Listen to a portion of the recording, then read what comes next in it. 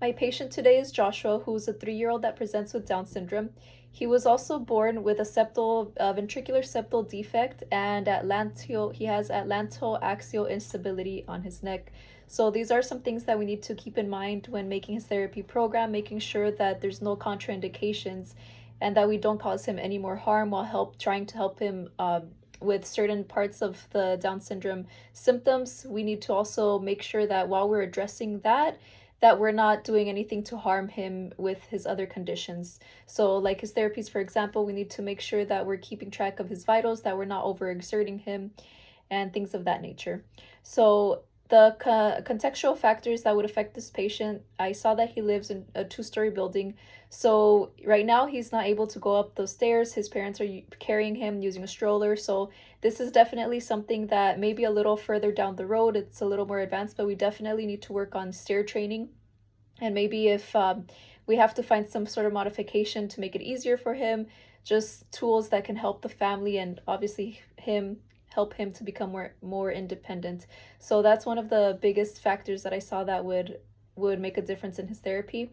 The other thing is that he does live with both of his parents. His mother is a stay-at-home mom, and he does have 3 older siblings. So that tells me that he probably has a lot of support, and we can incorporate a lot of what we do in the clinic at home. So I would have it would basically, this factor is something that I would keep in mind when talking to the family. I would want to talk to the siblings, see when the dad is available, and try to make it a whole family thing so that the child has more support and he'll be able to progress more quickly with his journey instead of just focusing on one parent. Let's say the mom's the one who brings him to therapy. It would be nice to talk to his siblings and have a relationship with the whole family, because that way they can all be involved in Joshua's progress.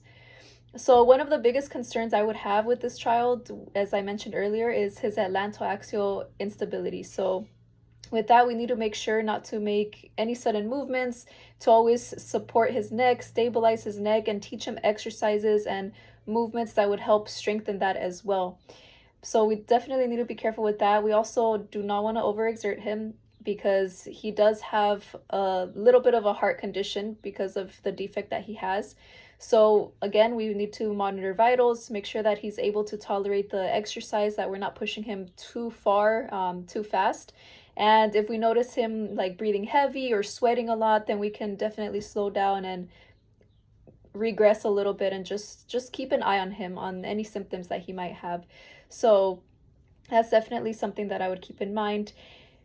One of the main things I found when doing research online, since I haven't worked with a patient myself who has Down syndrome, I had to do a lot of research. I actually found this website called it was called Choose PT, and it's provided by the APTA organization. So it's a reliable source. And this website that I found, it's basically for the families to look at, and it's telling the families what the physical therapist will focus on. So like balance, coordination, muscle strength, cognition, things like that. So it gives a breakdown of what we would focus on. So it gives me an insight of like, okay, this is what's expected with someone with this condition. Obviously already knowing like the symptoms and what they would present with, like hypotonicity and hypermobility because of that hypertonicity, right? So there was also another website I found. It was a page actually on YouTube. It's called Pediatric Physical Therapy Exercises, and it's basically there's a lot of different pediatric conditions on there, and specifically Down syndrome. I was looking at it, and it helped me a lot to visualize how the patient would actually look in a clinical setting, especially at that age. Like I said, I haven't worked with anyone who has Down syndrome or with children that young, so it was really helpful to see like a live kind of version of what I've read about. And it did help me a lot, because now the approach I would have with this patient is do a lot of play-based therapy, right? We're not going to tell the child we're going to do 3 sets of 5 or anything of that nature, but in my mind I am going to have a number like, okay, I want them to be able to do this 10 times, and it might take 10 minutes, it might take 20 minutes, depending on how tired they are, if they're hungry, if maybe it's their nap time or something. Like there's a lot of things to take into account when working with children. So I would do a lot of play-based activities, obviously make sure that they're distracted, they're having fun, that they don't feel that this is a chore. I would do a lot of weight-based as well. I saw this really cool video of the child was on a treadmill supported with some handrails, so he was holding on while the therapist was behind as well to help him into knee flexion to take steps and pick up his legs.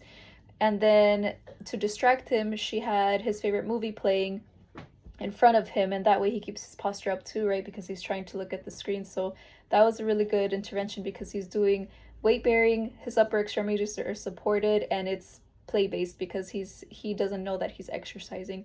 So that's definitely something I would do for my therapies. And again, always support his neck, make sure that we're not doing any sudden movements, and start slow. Start with the therapist supporting a lot of his upper body weight to begin with, and let him do a lot of weight bearing on his lower extremities.